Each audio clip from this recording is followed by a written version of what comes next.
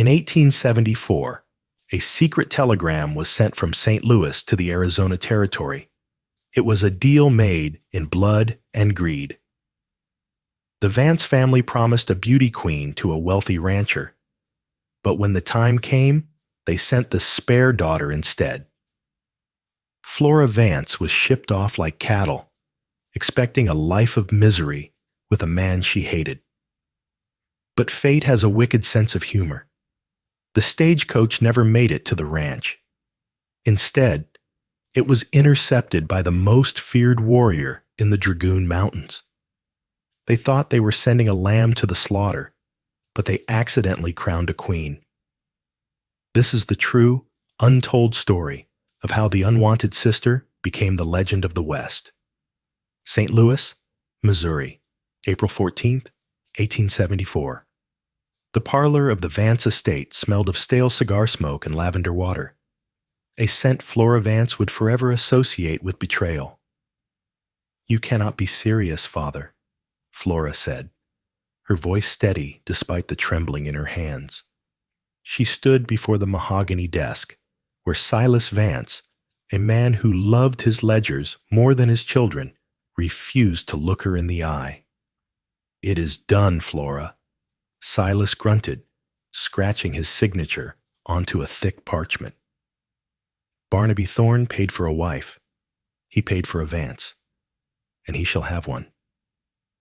"He paid for Clarissa," Flora corrected, glancing toward the velvet settee where her younger sister sat, weeping into a lace handkerchief. Clarissa was the jewel of St. Louis, blonde curls, porcelain skin, and a constitution so delicate she claimed a stiff breeze bruised her. Flora, 3 years older, was different. Her hair was the color of dark walnut. Her hands were calloused from tending the hidden garden, and her eyes held a sharpness that unsettled the local suitors. "Clarissa is indisposed," Silas said, finally looking up. His eyes were cold flint. "She is destined for better things than a dust-choked ranch in the Arizona Territory. Senator Sterling's son has shown interest. I will not waste Clarissa on a cattleman, no matter how much gold he sends." "So I am the waste?" Flora asked, her chin lifting. "You are the solution," Silas snapped. "Thorne hasn't seen Clarissa since she was 12. He remembers a Vance girl. He will get a Vance girl. You leave on the morning train. The contract is signed. If you refuse, you are on the streets. No dowry, no name." The brutality of it settled over the room. It was a business transaction. Clarissa, the prize filly, was being saved for a higher bidder. Flora, the workhorse, was being sold to cover the debts. "He is a monster, Flora," Clarissa whispered, lowering the handkerchief. Her eyes weren't red. She had been acting. "They say Barnaby Thorne hangs rustlers from his front porch without a trial. They say he beat his last foreman to death with a branding iron." "Then you should be glad you aren't going," Flora said icily.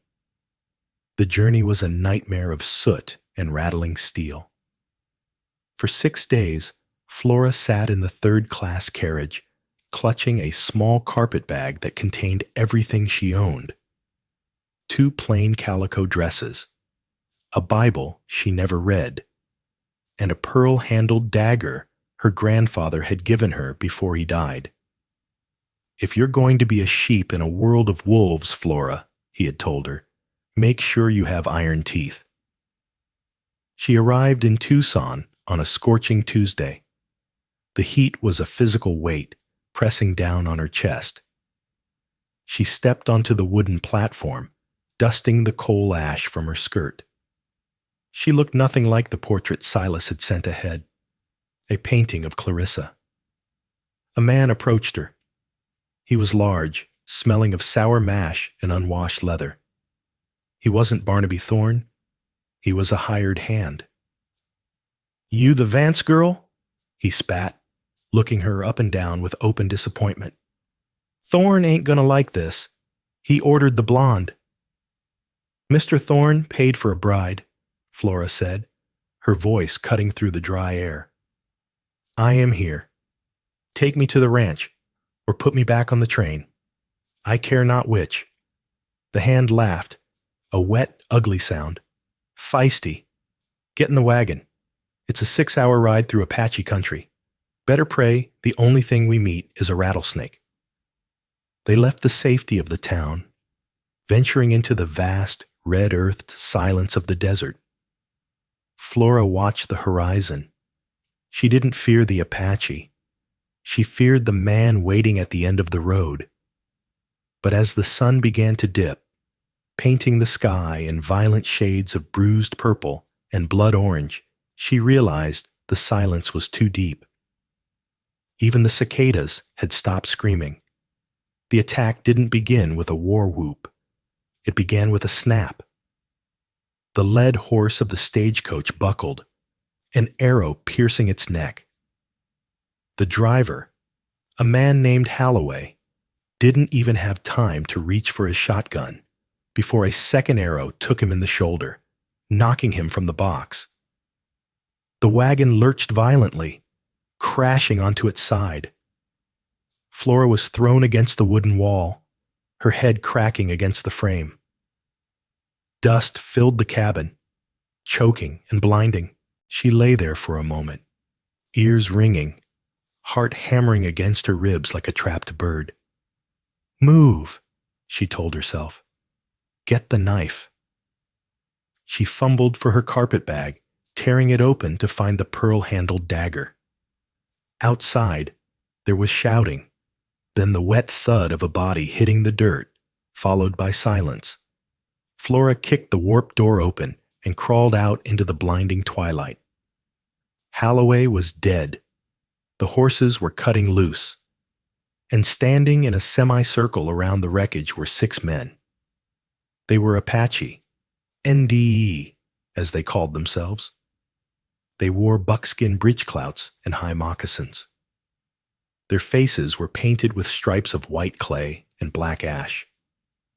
In the center stood a man who radiated a terrifying stillness. He was taller than the others, his shoulders broad and corded with muscle. He held a Winchester rifle loosely in one hand, not aiming, just waiting. His hair was black as a raven's wing, tied back, and his eyes were obsidian, dark, unreadable, and intensely intelligent. This was Nante. The white settlers whispered his name like a curse. Flora stood up. Her dress was torn, her lip bleeding. Most women from St. Louis would have fainted. Clarissa certainly would have. But Flora Vance felt a strange, cold calm wash over her. She knew she was likely about to die. She gripped the small dagger.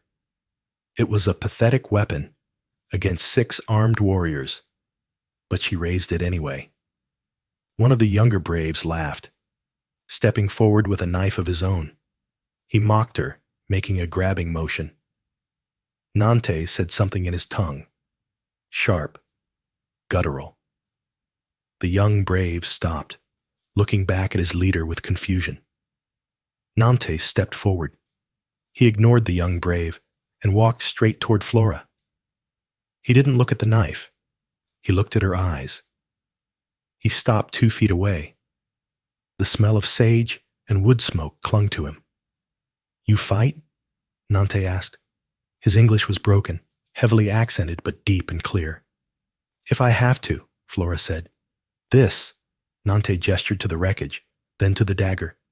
Little tooth, useless. It's all I have. Nante's gaze dropped to the dagger, then back to her face. He reached out. Flora flinched, but didn't retreat. He didn't strike her. Instead, his hand, rough and warm, touched a bruise forming on her cheek where she had hit the wagon. Thorne, Nante said the name with venom. You belong to Thorne? I was sold to him, Flora corrected, the bitterness spilling out before she could stop it. But I have never met him. Nante tilted his head. He seemed to weigh her words. Thorne takes land. Thorne kills Apache. Thorn takes women who cry. He looked at her dry eyes. You do not cry. I'm done crying over men, she said. A flicker of something passed through Nante's dark eyes. Amusement? Respect? He turned to his men and gave a command. They began stripping the wagon of supplies, ammunition, flour, sugar. Come, Nante said to her. Where? Away from Thorn, or stay. Die here. It wasn't a threat. It was a statement of fact. The desert would kill her by morning without water or a horse. Flora looked at the road leading to Barnaby Thorn's ranch. A life of servitude to a brute she didn't know. Then she looked at the Apache leader, a man her father called a savage, who was currently offering her a choice. She sheathed the dagger. I'll walk. Nante nodded once. He signaled for a horse to be brought forward. He didn't tie her hands. He simply pointed to the animal. Ride. The journey took 3 days. They moved through terrain Flora didn't know existed. Canyons of red rock that looked like cathedral spires, hidden springs shaded by cottonwoods, and high passes where the air was thin and cold. Flora expected cruelty. She had read the dime novels. She expected to be traded or abused. But the warriors largely ignored her, treating her like a piece of baggage that required occasional watering. It was Nante who watched her. On the second night, they made camp under a rocky overhang. The fire was small, hidden from view of any cavalry patrols. Nante sat across from her, sharpening a knife. Why? Flora asked, breaking the silence. She was exhausted, her fine dress shredded by thorns, her skin sunburned. Nante didn't look up. Why what? Why didn't you kill me? Why didn't you leave me? Nante paused. He tested the blade against his thumb. My sister, he said quietly. 2 winters ago. Soldiers took her. Bluecoats. She fought. Like you. Flora held her breath. What happened to her? She died, but she cut the captain before she fell. Nante looked up, the firelight dancing in his obsidian eyes. You have the same fire. Spirit eyes, not sheep eyes. My father thinks I am a sheep, Flora muttered. That's why he sent me instead of my sister. She was the prize. I was the sacrifice. Nante sheathed the knife. He stood and walked over to where she sat. He crouched down, bringing him to her eye level. White man is blind. He sees gold. He sees land. He does not see spirit. He reached into a pouch at his belt and pulled out a strip of dried meat. He handed it to her. Eat. Tomorrow, we climb. High place. What happens when we get to your camp? Flora asked, taking the food. You work, Nante said simply. You learn. If you are strong, you live. If you are weak, he shrugged. The mountains are hard. They arrived at the stronghold the next afternoon. It was a hidden valley, lush and green, tucked away in the fortress of the mountains. Wickiups were scattered along a creek. Children played in the water. Women ground corn on flat stones. The arrival of the war party caused a stir. Dozens of people came out. They looked at Flora with hostility. To them, she was the enemy, a Pindalikoyi, a white eye. An older woman, her face a map of deep wrinkles, stepped forward. She shouted at Nante, pointing an accusing finger at Flora. Nante answered calmly, his voice resonating through the camp. He placed a hand on Flora's shoulder, not as a captor claiming property, but as a protector establishing boundaries. He spoke a name. Guyan. The old woman stopped shouting. The crowd murmured. Nante turned to Flora. I give you a name. Guyan. It means wise woman, or one who takes action. It is an old name, a strong name. You must earn it. And if I don't, then you are just Flora, and Flora will not survive winter. For the first month, Flora wished she had died at the wagon. The labor was back-breaking. She was made to carry water, gather wood, and scrape hides until her fingers bled and blistered. The other women, led by the matriarch, Clay, mocked her clumsiness. They pulled her hair when she was too slow. They gave her the scraps of food. But Flora Vance had spent her life being the disappointment of her father. She had spent years tending a garden everyone ignored. She knew how to endure. She didn't cry. She didn't complain. She watched. She watched how they tanned the leather. She watched which berries they picked and which they avoided. She watched how Nante moved among his people, not as a tyrant, but as a pillar. He played with the children. He listened to the elders. One evening, 6 weeks after her arrival, Flora was by the creek, washing a heavy buckskin. She sensed movement behind her. It was Nante. He had been gone for a week on a raid. He looked tired, dust coating his skin. "The women say you work hard," Nante said. "The women say I am slow as a 3-legged mule," Flora retorted, not looking up. Nante chuckled, a rare, low sound. "Clay is hard to please, but she says you do not quit." "I have nowhere to go, Nante. Thorn is waiting in the south. My father is in the east. Here, at least, I earn my keep." Nante stepped into the water, his moccasins silent on the stones. He stood next to her. "You are not a prisoner, Guyon. Not anymore." "Then what am I?" Nante reached out, taking the wet buckskin from her raw, red hands. He tossed it onto the bank. Then, he took her hands in his. The contact sent a jolt through her that had nothing to do with fear. "You are of the people," Nante said, his voice dropping to a murmur. "And you are the one I look for when I return." The confession hung in the air, heavy and electric.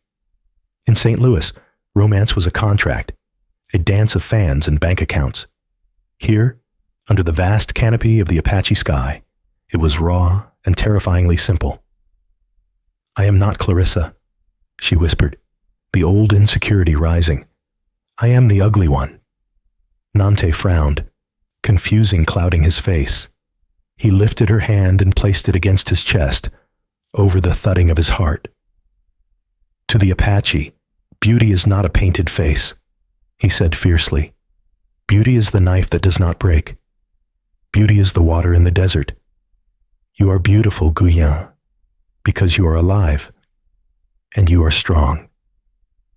He leaned in, his forehead resting against hers. For the first time in her life, Flora Vance didn't feel like a spare part. She felt like the center of the world, but the world outside the canyon was closing in. 6 months later, the high desert, autumn 1874. The Flora Vance who had stepped off the train in Tucson was dead. The woman who rode across the high mesa now was Guyon. Her corset was gone, replaced by a soft doe-skin tunic that allowed her to breathe and move. Her heavy walnut hair, once pinned tight enough to cause headaches, was braided with strips of red cloth and eagle feathers. Her skin was no longer the pale porcelain prized in St. Louis parlors. It was bronze, weathered by sun and wind, tight over lean muscle. Most importantly, her eyes had changed. The dull resignation of the unwanted daughter was replaced by the sharp, scanning vigilance of a predator. She sat atop a paint mare Nante had gifted her. A Winchester rifle rested easily across her saddle horn. She was not merely tolerated in the band anymore. She was integral to it. She had learned to track elk by the bend of a grass blade, to find water by watching the flight path of doves, and to shoot with terrifying accuracy. Nante rode beside her. In the months past, their bond had solidified into something stronger than iron. It was unseen by the tribe, unspoken in the way of white romances, but undeniable. It existed in the way he always ensured her horse had the best grazing, in the way she mended his moccasins with intricate beadwork depicting lightning storms, and in the quiet hours of the night when they sat by the fire, communicating in a blend of Apache and broken English. "Storm comes," Nante said, nodding toward the northern horizon, where bruised clouds gathered over the peaks. "A bad one?" Flora asked, speaking his tongue now with surprising fluency. "Cold rain. Snow high up. We move the camp to the winter caves tomorrow." He looked at her, his expression softening, a look reserved only for her. "You are ready for winter? It is hard. Much hunger sometimes." "I have known hunger, Nante. In a house full of food, I starved for years. This," she gestured to the vast expanse of sage and sky. "This is not hunger. This is life." Nante reached out, his hand covering hers on the rifle stock. The calluses on their palms matched. "You are Undé now, Guyon, my heart." It was the closest he had come to a declaration of love. In the Apache way, action spoke louder. Yet, he had chosen her, not for a dowry, not for her father's name, but for the fire in her spirit. Their moment of peace was shattered by the sound of galloping hooves. A scout, a young boy named Chody, crested the ridge, his horse lathered in sweat. He pulled up hard, sliding from his mount before it stopped. He spoke rapidly to Nante, gesturing frantically toward the south. Nante's face turned to stone. The warmth vanished from his eyes, replaced by the hard glitter of obsidian. "What is it?" Flora asked, gripping her rifle. Nante turned to her. "Soldiers, blue coats, many of them." He paused, and the weight of his next words seemed to darken the sky more than the approaching storm. "And with them, a white man, big belly, red beard. He rides a fine black horse." Flora's blood ran cold. The description was unmistakable. Barnaby Thorne. "He has found us," she whispered. "He hunts." Nante corrected grimly. "He does not hunt Apache. He hunts you." Barnaby Thorne was a man used to getting what he paid for. The humiliation of having his mail-order bride stolen by savages had festered in him for half a year. He hadn't just hired soldiers, he had hired guns, trackers with no morals, and a thirst for Apache scalps. He wanted his property back, and he wanted vengeance. "You must go," Nante said rapidly to Flora. "Take Chody. Go to the winter caves. Hide." "No," Flora said, cocking the lever of her Winchester. The metallic clack-clack was loud in the silence. "I do not run. If he is here for me, then I will be the one to face him." Nante looked at her, pride warring with fear in his eyes. He saw the set of her jaw, the same look she had when she faced 6 warriors with a tiny pearl dagger. "Then we fight together," Nante said. Today, the wolf teaches the rancher a lesson in blood. The ambush did not go as Nante planned. Thorne's hired tracker was a half-breed named Vargas, a man who knew the Apache ways as well as Nante did. He had anticipated their choke point at Bitter Creek.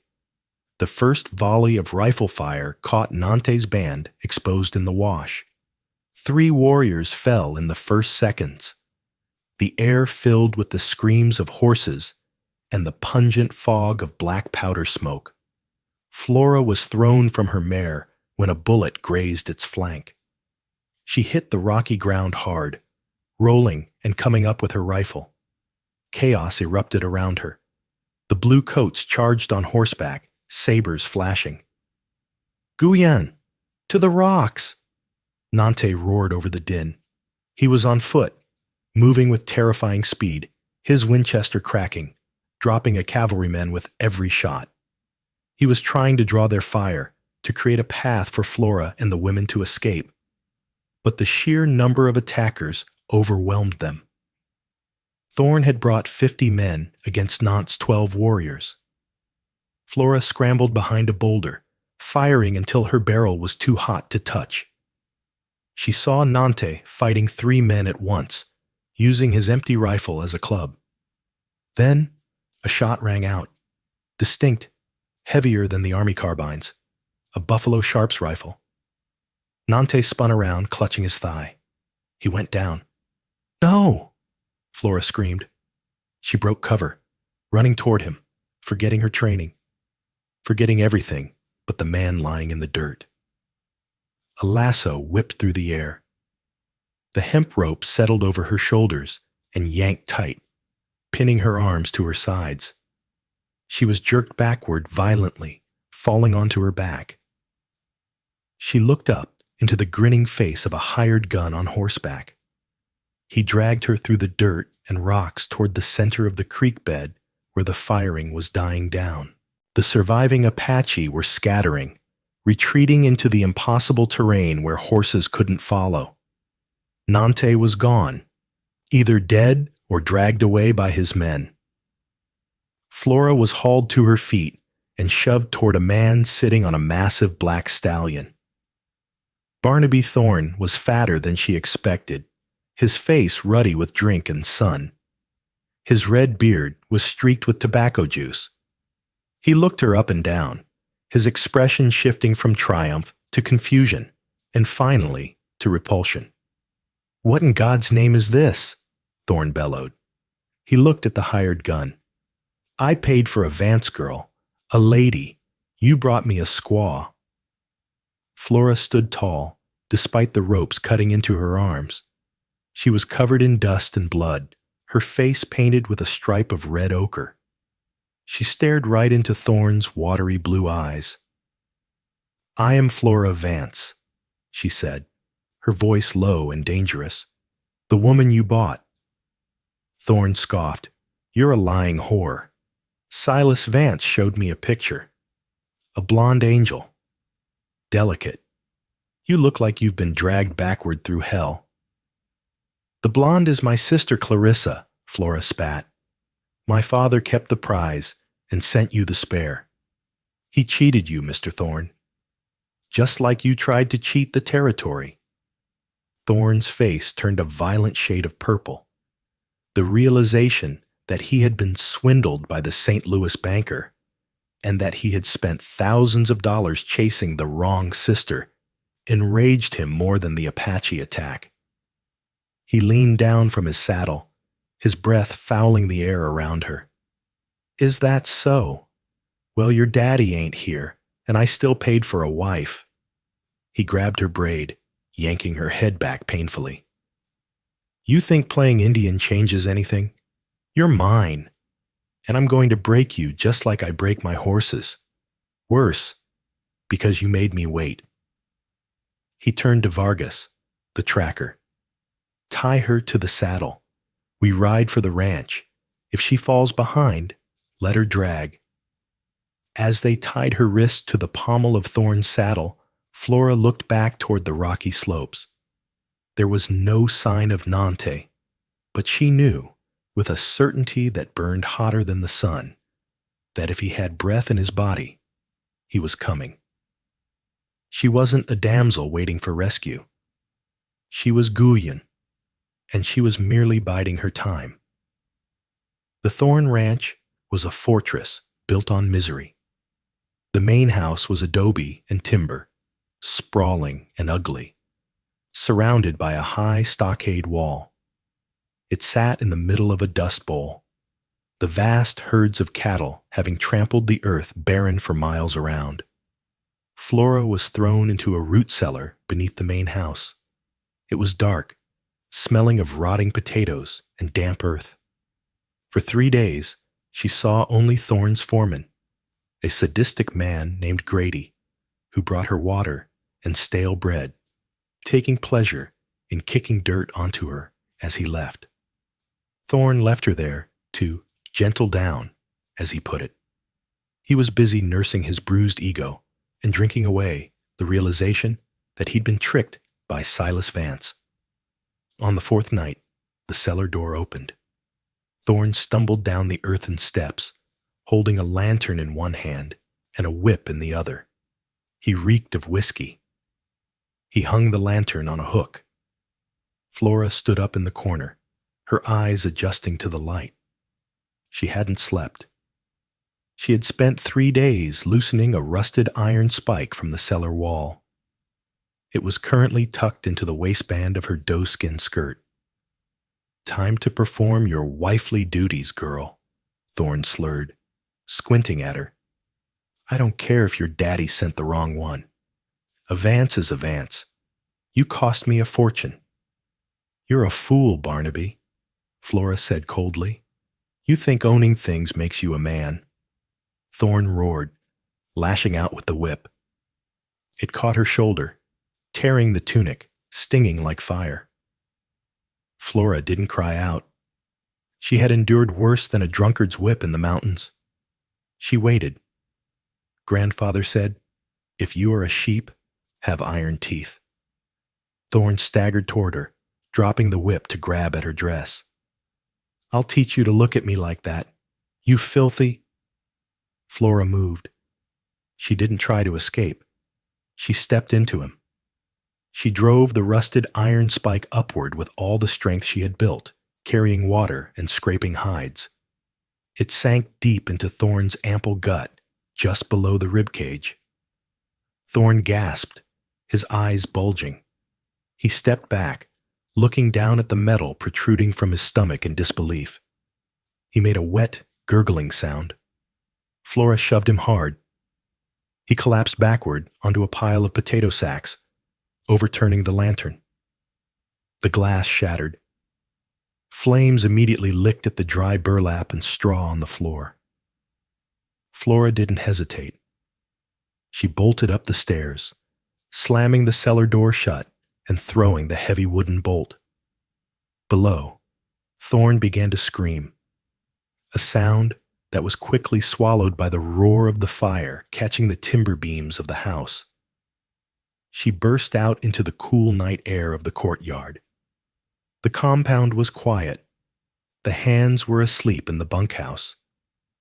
Smoke was already billowing from the cellar vents. She needed a horse. She ran toward the stables. Suddenly, a hand clamped over her mouth, dragging her into the deep shadow of the water trough. She struggled fiercely, reaching for the knife of her attacker. "Guyon." Quiet. The voice was a low rumble right at her ear. She froze. The hand released her. She spun around. Nante was there, melding with the shadows. He looked terrible. His leg was crudely bandaged, and his face was drawn with pain, but his eyes burned with a ferocious intensity. Behind him were 3 of his best warriors. "Nante," she breathed, gripping his arms to make sure he was real. "You're alive." "I said I hunt," Nante whispered fiercely. He looked over her shoulder at the main house, where smoke was now pouring from the windows and flames were licking the roof. A grin, terrifying and beautiful, spread across his face. "You beat me to the kill, wise woman." "He's dead," Flora said. "Or he will be soon. We have to go. The whole ranch will be awake in minutes." "Not just us," Nante said. He gestured to the stables. "We take their horses. We open the corrals. We let the cattle loose. Tonight, Thorne's empire burns." They moved like ghosts, while the fire grew, distracting the groggy ranch hands stumbling from their bunks. Nante's men cut the fences and stampeded the horses. Flora found herself mounted on a swift roan, Nante beside her. The ranch was chaos, men shouting, fire consuming the main house, cattle stampeding through the broken fences into the night. They rode out of the gate, leaving the inferno behind them. They had won. Flora was free. Thorne was dead. But as they crested a rise a mile away, looking back at the orange glow lighting up the desert sky, Nante pulled his horse to a stop. He looked at Flora, his expression grim. "It is not over, Guyon." "Why?" "Thorne is gone." Nante reached into his saddlebag and pulled out a wrinkled, sweat-stained piece of paper. He handed it to her. We took this off a messenger rider yesterday, before we hit the ranch. Flora unfolded the paper in the moonlight. It was a telegram, dated 2 days prior, sent from St. Louis to Barnaby Thorne. Thorne, mistake realized. Clarissa en route to Tucson via Southern Pacific train. Arrives Friday. She is yours. Do with Flora what you must. Silas Vance. Flora stared at the words. Friday. That was tomorrow. Her father hadn't just sold her. When the deal went sour, he had resold Clarissa to appease the buyer, condemning her sister to the same fate Flora had just escaped. Silas Vance cared for nothing but the contract. Flora crumpled the telegram in her fist. The relief of escape evaporated, replaced by a cold, hard resolve. My sister, Flora said, her voice shaking with fury. She's coming here, to a dead man's ranch. The army will meet that train, Nante warned. They will be looking for us now. It is a trap. Flora turned her horse toward Tucson, toward the railroad tracks, toward the life she thought she had left behind. Then we spring it, Flora said. I was the sheep sent to slaughter, but now I'm the wolf, and I'm going to get my sister back. The desert sun beat down on the steel rails, making the air shimmer with heat. Flora lay flat on her stomach atop a rocky outcrop, the heat seeping through her buckskins. Beside her, Nante adjusted the bandage on his leg. His face was pale, but his hand on his Winchester was steady as a rock. The train comes at noon, Nante said, squinting against the glare. The soldiers will be waiting at the station. We cannot go into the town, Guyon. It is death. We don't go to the town, Flora said, checking the chamber of her rifle. We stop it here, before the soldiers can get to her, before my father can sell her. They had spent the night riding hard, cutting across the open range to beat the train. Nante's warriors had piled boulders and deadwood across the tracks in a narrow cut between two hills. Not enough to derail the train and kill the passengers, but enough to force the engineer to slam on the brakes. You are sure she is on it? Nante asked. Silas Vance never breaks a contract, Flora replied bitterly. If he said she's coming, she's coming. A whistle blew in the distance, a lonely, mournful sound that echoed off the canyon walls. The ground began to vibrate. Get ready, Flora commanded the 3 warriors with them. The massive steam engine rounded the bend, black smoke billowing into the pristine sky. The engineer saw the obstruction too late to stop smoothly. The brakes shrieked, sparks flying from the wheels as the iron beast shuddered and skidded, grinding to a halt just 10 feet from the barricade. Confusion erupted instantly.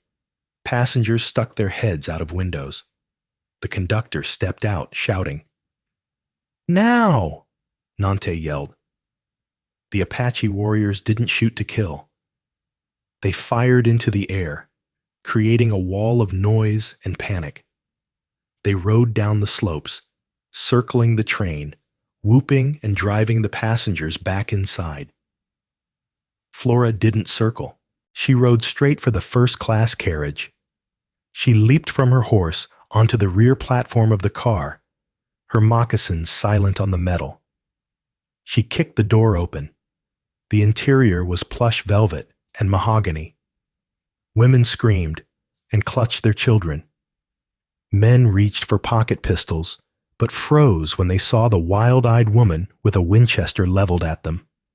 I am not here for your money, Flora shouted, her voice filling the car.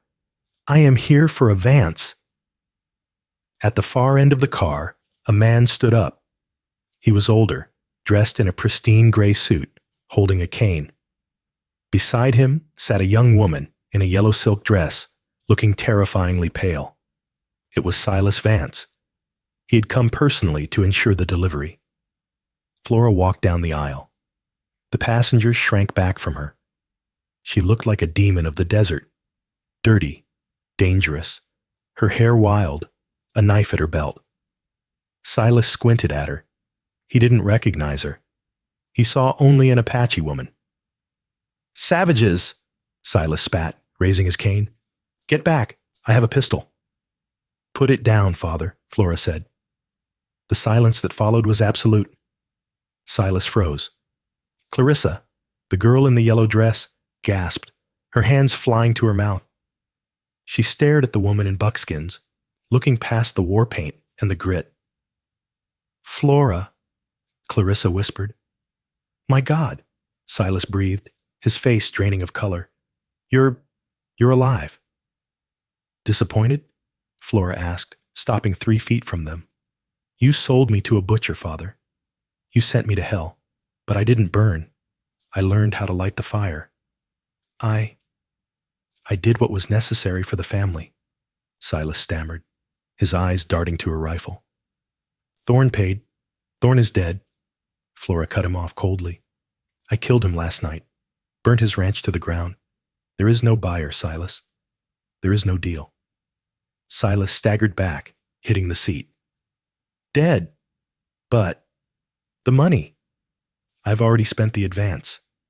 "That sounds like a you problem," Flora said. She reached out and grabbed Clarissa's hand. "Come on, Risa. We're leaving." Clarissa looked at her father, then at Flora. Clarissa was trembling, terrified of the gunfire outside, terrified of the savage her sister had become. He told me you ran away," Clarissa sobbed. "He told me you abandoned us." "He lied," Flora said softly. "He sold me, and now he's selling you. Are you going to go with him, or are you coming with me?" Silas grabbed Clarissa's other arm. "You cannot go with her. Look at her. She's gone native. She's lost her mind. You are a lady, Clarissa." Clarissa looked at Silas's manic, greedy face. Then she looked at Flora's strong, calloused hand. Clarissa yanked her arm free from her father. "I am a sister," she said, her voice shaking, but audible. She took Flora's hand. The silence inside the velvet-lined carriage was heavier than the desert heat outside. The only sound was the rhythmic chug-chug-chug of the locomotive engine idling, a mechanical heartbeat that seemed to count down the seconds to violence. Flora stood in the center of the aisle, her Winchester rifle held waist-high, the barrel steady. She looked like a ghost summoned from the earth, her buckskin stained with the red dust of the Dragoon Mountains, her face painted with the stripe of a warrior, her eyes hard and unyielding. To the terrified passengers in their silk waistcoats and lace bonnets, she was a savage. To Silas Vance, she was a reckoning. "Put the gun down, girl," Silas hissed, his voice trembling with a mixture of fear and proprietary outrage. He gripped his silver-topped cane as if it were a weapon, but he didn't dare step forward. "Do you have any idea what you're doing? This is a federal crime. You are robbing a train."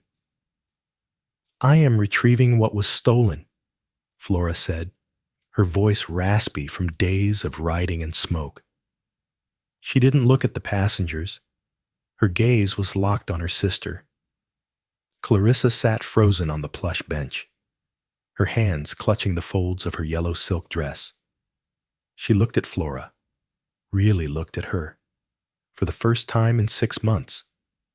She saw the scar on Flora's cheek, the muscle in her arms, the way she stood, not with the slumped posture of the unwanted sister, but with the coiled tension of a mountain lion. "Flora," Clarissa whispered, tears spilling over her pale cheeks. "Is it really you?" Father said. "He said the Apaches killed you.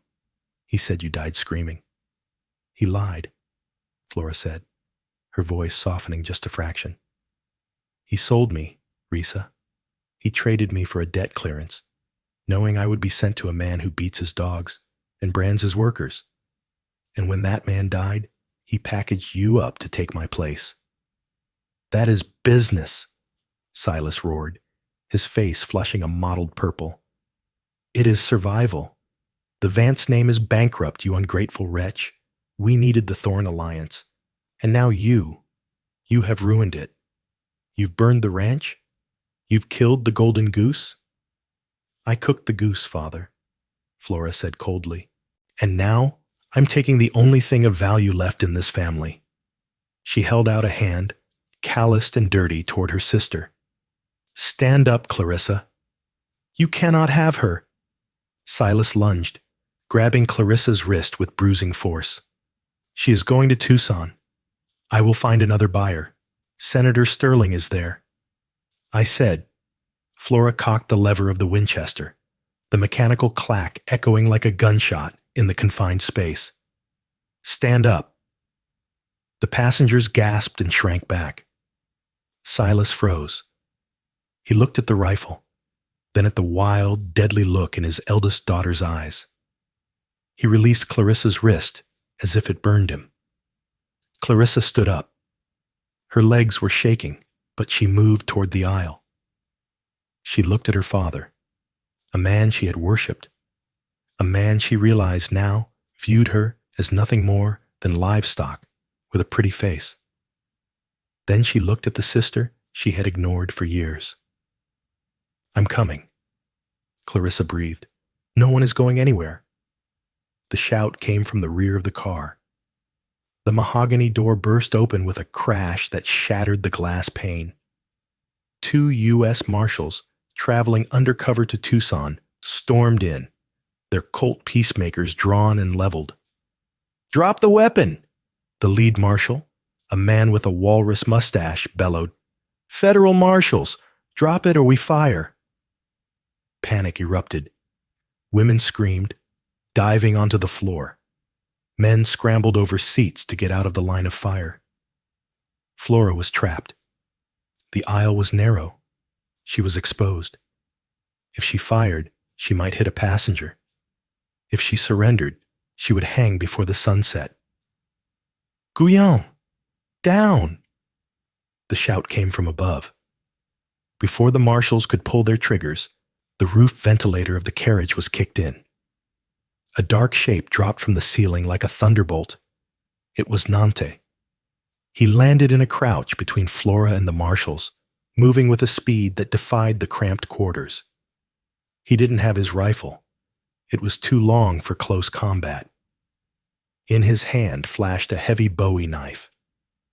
The first marshal fired, but the shot went wild, burying itself in the mahogany ceiling as Nante swept his legs out, kicking the lawman's knee backward.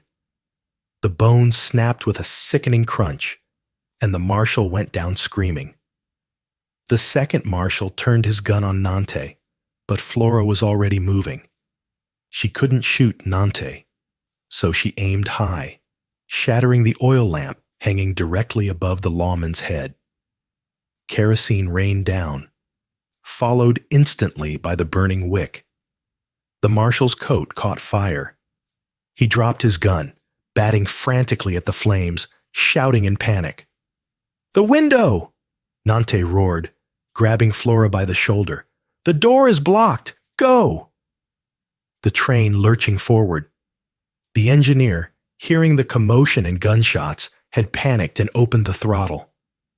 The train was picking up speed, the wheels grinding against the steel rails. Flora grabbed Clarissa, who was paralyzed with terror. "We have to jump." "I can't," Clarissa wailed, looking at the window Nante had just smashed open with his elbow. "It's moving too fast." "Jump or die, Risa," Flora shouted over the roar of the wind and the screams of the passengers. Flora didn't wait for permission. She wrapped her arm around her sister's waist, used her hip to leverage the girl's weight, and threw them both toward the open window. They tumbled out into the blinding white heat of the afternoon. They hit the loose gravel of the embankment hard. Flora took the brunt of the impact, rolling to absorb the momentum, shielding Clarissa's fragile body with her own. They tumbled down the slope, dust filling their mouths, shale cutting into their skin, finally coming to a stop in a tangle of limbs and torn silk. Above them, on the tracks, the train whistle screamed. Nante leaped from the moving carriage a second later, landing with the grace of a cat, rolling and coming up with his knife still in hand. "Horses!" Nante signaled, whistling sharp and loud. From the scrub brush, 3 Apache warriors rode out, leading the spare mounts. They had kept pace with the train, waiting for the signal. "They will stop the train," Nante said, his chest heaving, blood from a shallow graze dripping down his arm. "We have 10 minutes before the soldiers unload their horses. Ride!"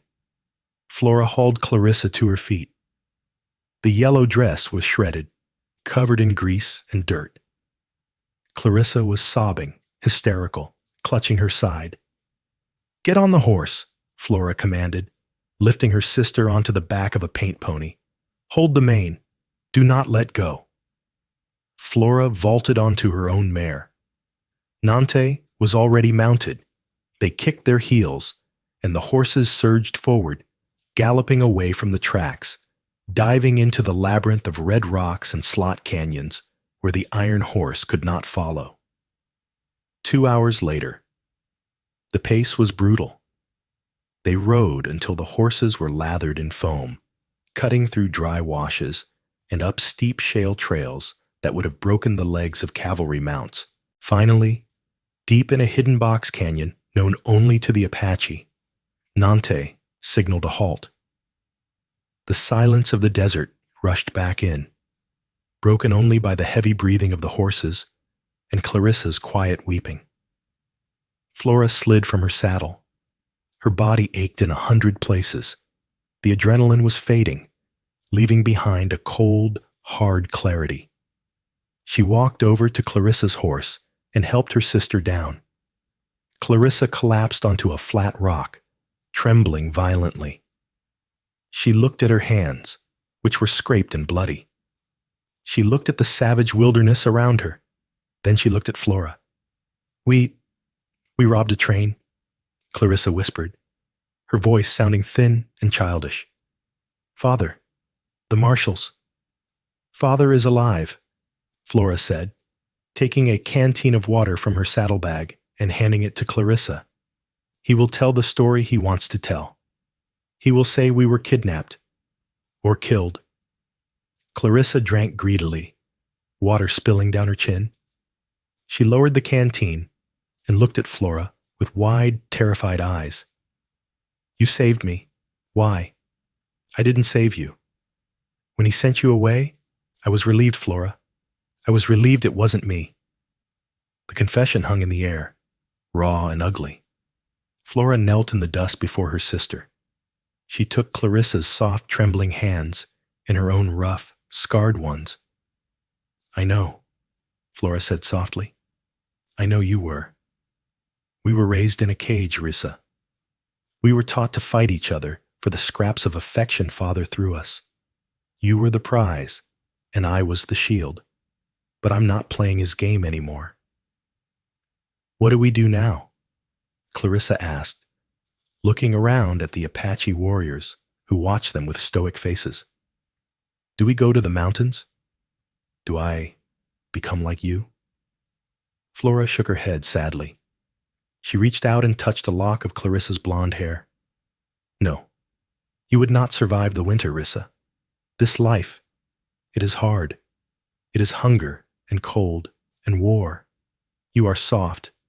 That is not a sin, but out here, it is a death sentence." "Then where?" Clarissa panicked. "I can't go back to him. He'll sell me to Sterling. He'll make me pay for the train." Flora stood up. She walked to her horse and unbuckled the heavy leather saddlebags. She hauled them over her shoulder. They were heavy, clinking with a dull, metallic sound, and dropped them at Clarissa's feet. "Open it," Flora said. Clarissa fumbled with the buckles. When she pulled the flap back, she gasped. Gold, hundreds of coins, watches, rings. It was a small fortune. Thorne's safe, Flora explained. I took it before I struck the match. It's blood money mostly, but it spends the same. Flora, this is thousands of dollars. It's enough, Flora said firmly. Enough to get you to California, San Francisco. It's a city where a woman with money can be whoever she wants to be. Buy a house, start a dress shop, invest it, but do it under your own name. Not Vance, not Thorne, yours. Clarissa looked at the gold, then up at Flora, realization dawning on her face. You're sending me away. I am setting you free, Flora corrected, just as I am free. Come with me, Clarissa begged, standing up and grabbing Flora's arm. Please. With this money, we could both live like queens. We could have a mansion on the hill. We could be safe. Flora looked over Clarissa's shoulder to where Nante stood. He was leaning against his horse, watching her. He didn't speak. He didn't have to. In his eyes, she saw the reflection of the woman she had become. Guyon, the woman who hunted wolves, the woman who found God in the thunder and peace in the silence of the high mesa. She looked back at the gold, then at her sister's silk dress. I cannot go back to that world, Clarissa, Flora said, her voice steady. I cannot wear corsets and sip tea and pretend that I haven't seen the sky open up. I cannot sleep in a bed knowing the army is hunting my people. My heart is here. She glanced at Nante. With him. Clarissa followed her gaze. She looked at the Apache warrior. Fearful, yes, but also with a strange awe. She saw the way he looked at Flora. It wasn't possessive, like Silas or Thorne. It was reverent. He loves you, Clarissa whispered. And I him. Flora turned back to the warriors. Chadi will guide you to the stage road. It is 10 miles west. You will flag down the coach. You will pay your fare, and you will never look back. What do I tell them? Clarissa asked, tears streaming down her face again. If they ask about you? Flora stepped in close, gripping Clarissa's shoulders. Her expression was fierce, burning with intensity. You tell them Flora Vance is dead, she commanded. You tell them she died in the crash, or the desert took her bones. You cry, Risa. You are good at crying. You make them believe it. Because if they think I am alive, they will never stop hunting us. For my freedom, you must kill me. Clarissa sobbed, a wrenching sound, and threw her arms around Flora's neck. She hugged her with a strength Flora didn't know she possessed. The two sisters, one of silk, one of leather, held each other in the dust of the canyon floor. I will, Clarissa promised into Flora's ear. I will make them believe. I promise. Go now, Flora whispered, pulling away before her own resolve cracked. Be strong. Be the sister I know you are. Clarissa wiped her face. She looked at the bag of gold. She hefted it, the weight of her new life in her hands. She mounted the horse Chodi brought to her. She looked back one last time. Goodbye, Flora. Goodbye, Clarissa. Flora watched them ride out. She watched until the dust settled and the silence returned. She stood there for a long time, staring at the empty gap in the canyon wall. A hand touched her shoulder. Warm. Solid. Nante was there. He didn't try to fill the silence with words.